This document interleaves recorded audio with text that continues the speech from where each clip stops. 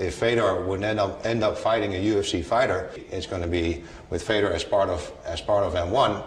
Great. Let me get this down. 100 million. Oh, wait. I got a better idea. Instead of 100 million, how about I send you a hobo's dick cheese? No. We don't negotiate with terrorists. In a battle where anything can happen, and probably will. Welcome back to the channel. It is I, the J-Shot, and this is A History of Caged Violence, the web series that at one point shined a light on the dark days of MMA and now seems to just make fun of the most ludicrous of leftovers. And today's video is all about the leftovers. We're headed to one of MMA's most infamous time periods, back when fighters were getting sick of the UFC not paying them enough, blocking their sponsorships, and just generally operating like a dictatorship. Good thing those days are behind us. Are you kidding me? It's July 2008. Forrest Griffin has just won the light heavyweight title from the man called Rampage. John McCain has given up on abolishing MMA and set his sights on the White House. Hellboy 2, The Golden Army, has just been pushed out of the #1 box office spot by something called The Dark Knight. And Affliction, the premier fashion label for men who love hard rock and fast living, is about to launch its mixed martial arts promotion and go toe-to-toe with the UFC. You see, when the UFC caught wind of old Affliction's plans to be more than just a snazzy shirt on a fighter's back and actually start promoting their own fights, they said, "You know what, Affliction? Banned is what you are." And to that, Affliction replied, "Affliction? Banned? You got it, Pontiac." Now that they had the name of their first event, the rest would be easy. Affliction Clothing and Adrenaline MMA got straight to work signing many of the biggest names in the sport. Big Ben Rothwell, he is fighting TBA. You guys ever see TBA fight? You got your hands full, buddy. Oh boy, howdy. So first thing I'm just curious is, am I the only one excited about this card? That's all you got for me? Come on! Woo! And sorry. Okay, you're done. Fortunately, they'd eventually find an opponent for Big Ben, a guy we know and love, Andre the Pitbull Arlovski, who would both pull a Robert Trujillo on the way to the weigh-ins as well as step on the scale rocking that big-ass medallion just before meeting with this doctor, who's more interested in getting a photo for the sweet Facebook album he's going to post than digging deep on Double A's denial of ever taking anything ever. Andre, when was the last time you took any medicine? Just like the music. We are Flintstone kids. At the time, it was called The Best Card Ever by Big John McCarthy, due to boasting major stars such as Josh Barnett, Babalu, Matt Lindland, Tim the Maniac Sylvia, and Fedor Emelianenko, plus several more notable fighters not named TBA. But okay, elephant in the room. I know what you're thinking. As this very CD-ROM-esque stadium preview depicts, this event isn't taking place in an octagonal, caged-in structure at all, but rather a squared circle-type creation with ropes. Yes, the channel is called A History of Caged Violence, but to be honest, I really didn't put a ton of thought into the name at the time. Truth is, I honest to God considered calling it Mixed Martial Farts until the 11th hour, so let's just ignore the whole no cage element and move it right along. Besides, this ring is something else. It really is. Dear God, it's beautiful. Let's get ready to rumble! The main card kicks off with the collabo you didn't know you wanted, Michael Buffer and Megadeth. It's as if the promoters just figured anyone who wants to see people clock each other in the mouth will also want to hear heavy metal music as well. But I can't help but think at least a few fans thought they wandered into the wrong arena. Those fears wash away, I'm sure, when every fighter slowly walks out and sachets down the ramp like it's a fashion show where the models all went on strike and their older brothers stepped in. Except you, Babalu. You'd look right at home on the runway at Paris Fashion Week. Jay Glazer, Frank Twinkle Toes Trigg, and Big John McCarthy have the call for the evening. A professional sportscaster, MMA fighter, and the sport's most iconic referee. Sounds like the perfect crew. Big boy, what an incredible night of fights we have for you. Oh, this is an incredible night. Everything was absolutely incredible. If you blink or get to go to the bathroom anytime in this card, you're probably going to miss one of the best knockouts that could ever happen in MMA. Hey, you heard the man. Keep those eyes peeled and don't you dare piss. While modern prelim cards tend to be dominated by newer talent, names like Vitor Belfort, Paul Buentello, Mike Pyle, and Lil Nog all found their way into the win column before the main card began. First up is a young Mark Hominick battling Savant Young, who at 32 years old could at best only be described as one of those things. Hominick, on the other hand, Boy, does he ever bring those feet to play. that actually turns out to be pretty accurate in the sense that he never stops bouncing on them. His movement is reminiscent of Dominic Cruz. Dominic? Hominick? Coincidence? I don't know. Just before the second round comes to a close, the Canadian gets taken down, and despite Jay indicating that's exactly where Mr. Young wants the fight to be, Hominick transitions to a triangle attempt, avoids a slam, remains patient, finds an armbar, and squeezes in a solid workout before heading to the after party $10,000 richer. Wow, what a jobber, what a job. Part of the criticism we heard from Dana White at the time was that Affliction had no idea how to put on a world-class mixed martial arts event, mainly because they had not one time put on a world-class mixed martial arts event. And even with all the partnerships they made, you can't help but notice all the areas that could have been made just a touch smoother. Let's send it now to our guy, Big John McCarthy, backstage with a report on Fedor. Hi, I'm John McCarthy, and I'm in Andre Arlovski's dressing room right now.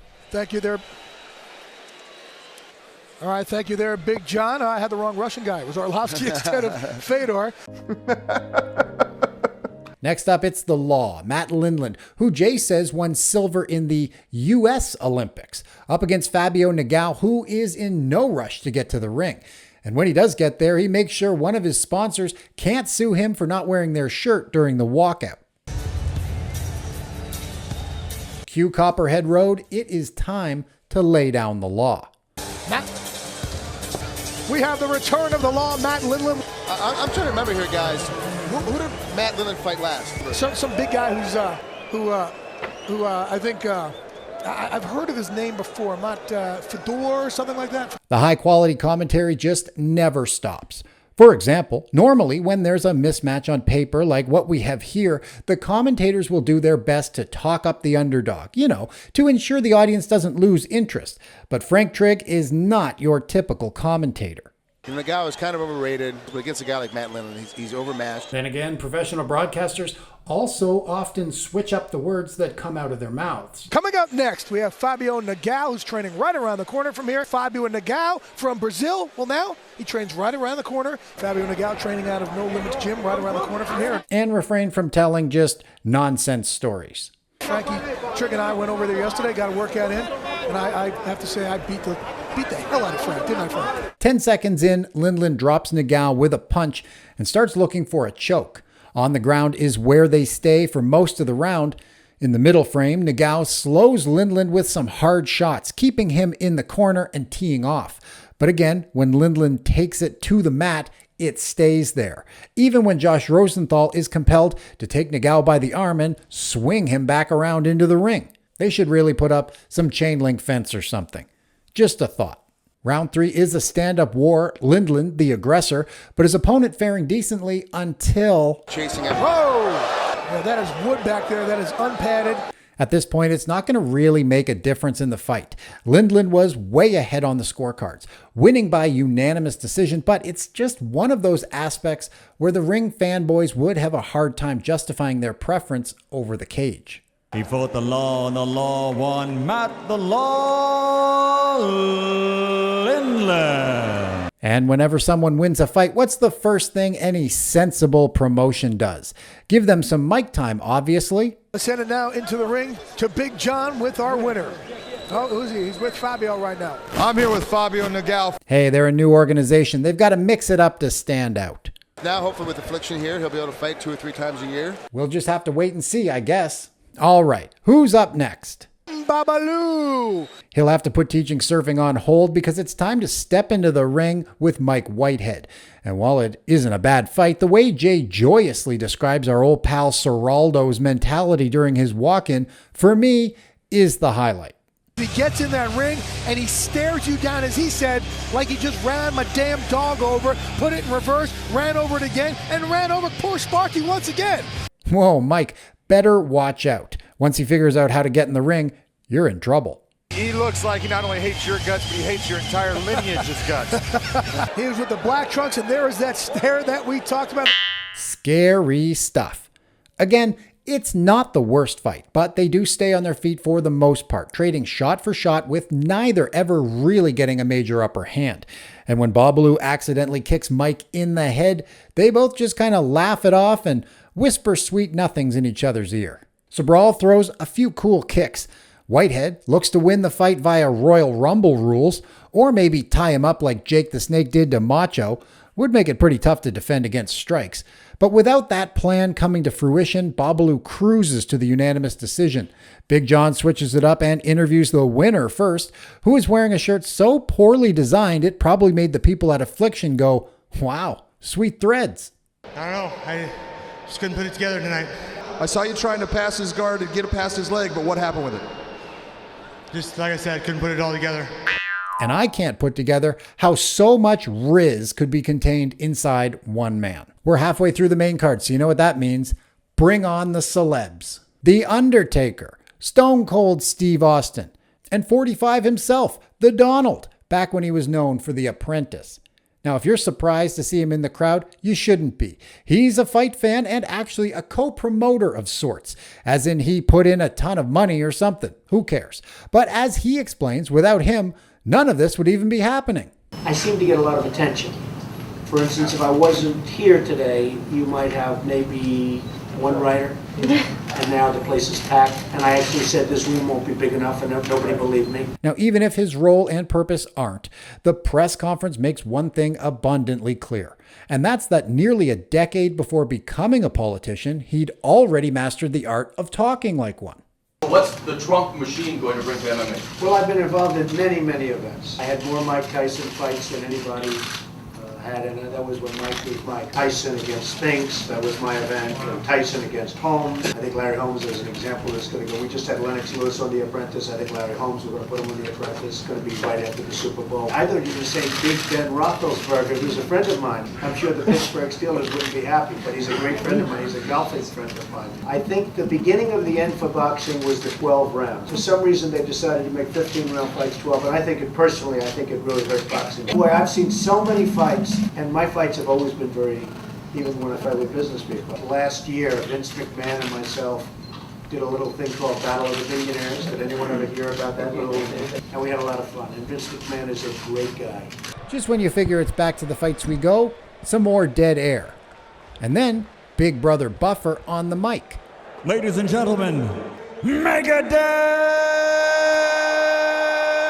Just what fight fans were yearning for. So next up is two UFC veteran heavyweights, Josh Barnett and Pedro the Rock Rizzo, a rematch from their UFC 30 bout 7 years earlier. Despite the fact that Barnett was making a career out of piss and hot back then, all the banned substances in the world couldn't get him the win over the Rock. Will it be more of the same tonight? Did the baby-faced assassin finally go clean? I want to be the guy that's out there blown and injected on nitrous. I don't want to be the guy out there putting around on 87 octane. Okay, he's not even trying to hide it. At this point in his career, he's already 30 fights deep, giving them plenty to say about his abilities. But Barnett's described on screen as well-versed in what I'm not exactly sure, and also that he thinks fast. A real winning combination. The commentators then spend the entire first full minute of the fight discussing how good one man is. Nope, not the baby-faced assassin, not The Rock, nor the King of the Streets, or even Herb Dean. Josh Barnett, he won't go anywhere in the world if he's going to fight without the cut man, Stitch Duran. Because of that, I started using Stitch for my cut man as well. He brings in Stitch because he says, I want the best guy on my side of the ring. To be honest, I don't think I've ever seen a guy that Stitch has worked on that hasn't been able to continue to do a cut. He is phenomenal at it. He stops everything. He just stopped Klitschko's cut Did a great job. Guy does wonders on your face. As the most clueless lead commentator since Superfoot, Jay really isn't sure what to even say half the time. Both of these fighters are in their 30s. I don't know, why not make a wisecrack at Trig? Let you know, Frank, you don't look a day over 39. Thanks, Jay. Sure. Big John does his best to steer the conversation towards, the actual fight, which is a stand-up scrap, exactly where Trig thinks Hizzo wants it. Pedro Rizzo kind of reminds me of James Toney. No, James Toney's James Toney. Barnett rushes in, lands a left hand, and follows it up with a couple hammer fists. Revenge is a dish best served cold, and Barnett is icy when talking to Big John post-fight. You son of a bitch, you said if I kept it on the feet, I'd get knocked out again. What the hell? You hear this guy? Hey, it's not that the interview's boring, but we would love to know what Jay's up to right now. Can the guys in the truck help us out? Aw, thanks so much. Frickin' Tomo, I'm gonna kill you when I see you at the after party. Oh, those friggin' Tomos indeed. Nowhere to be found when you need them. Time for the co-main event, Andre Arlovski and Ben Rothwell. Twinkle Toe says he thinks Big Ben is going to pull off the upset because he's got a powerful right hand that scares everybody unconscious. Oh, I've heard of guys that can do that. They then throw to the promo package and everything goes off smoothly. A rising star, a brass banger, and one bad man. He's looking to make it 14 straight. No big deal.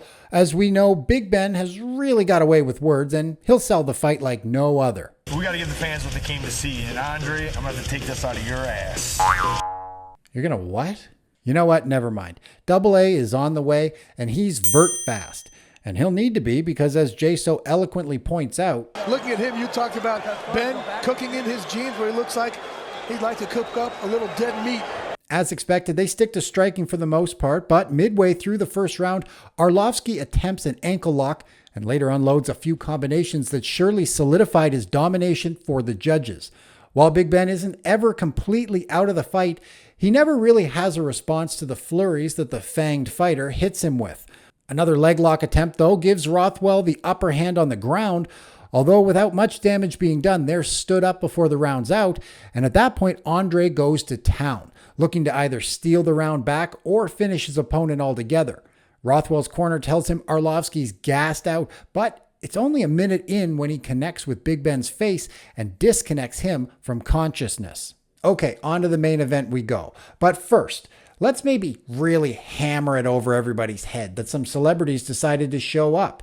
And let's do it by having Michael Buffer announce them all, and we'll just show every third or fourth one. Sound good?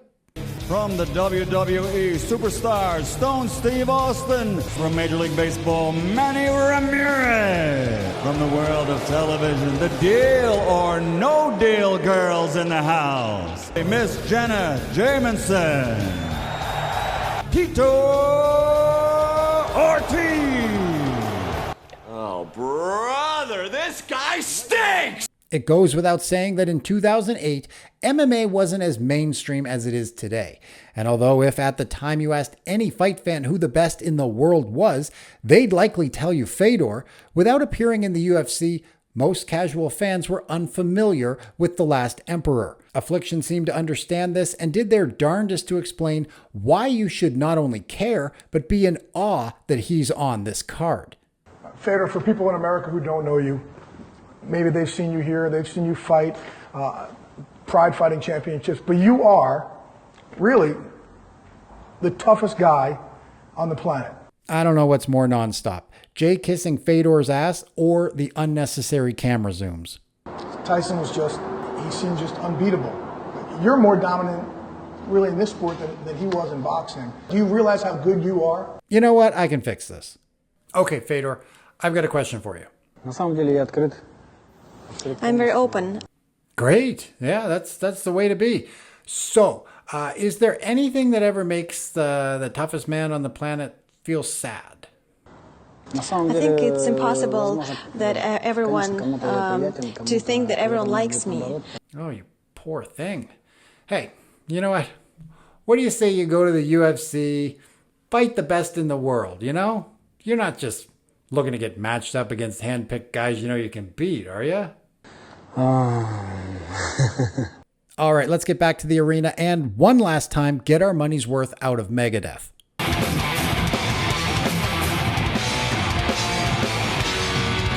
Good old boy Tim is out first, rocking the stars and stripes because of course he is. Fist bumping everybody on the way. A little different from his opponent's walkout as Fedor oozes charm and personality all the way down the ramp.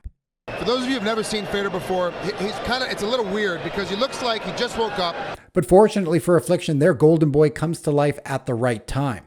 Fedor immediately throws looping punches which connect, and he swarms without wasting a second. It takes just over half a minute for him to transition to a perfect rear naked choke on Tim the Maniac Sylvia and hang on to his Whamma heavyweight title and the consensus #1 world ranking. It's a perfect showing for the man Affliction wanted as their poster boy, but what's less than perfect is the wasted opportunity post-fight. Granted, it's still a couple years before fighters would just stick their heads into a post-fight interview and ask, "Where's my rematch, buddy?" But you can't help but think a stare down between Emelianenko and the co-main event winner Arlovski would have teased their next event nicely, and certainly better than long stretches of dead air and a half-baked promise of a potential fight between Couture and Fedor someday, if all the stars in the sky are fortunate enough to align. I would absolutely like to fight Fedor, but I have a lot of things to settle with the Ultimate Fighting Championship first. So see how that all works out. Looking back at Affliction Band, although it's not quite the same level of insanity as the early years of the UFC, it's a very unique moment in the sport's history nonetheless. As you watch a solid top-to-bottom fight card supported by big sponsorships and some celebrity star power, you can't help but wonder if there's an alternate timeline where it continued on and maybe even overtook the UFC as the world's premier MMA promotion. A dream matchup between the last emperor and the natural could have done wonders for the organization and maybe helped them get through those early hiccups. Although Frank Trigg had called 7 Fedor fights by this point, and he was still terrible. So perhaps all throughout the multiverse, Affliction never quite got their shit together. Okay, my friends, I once again thank you for checking out the channel. I still love covering these crazy cards and have no intention of slowing down. So throw on an Affliction tee, hit that like button. Don't forget to subscribe to A History of Cage Violence, and I will talk to you next time. All the best.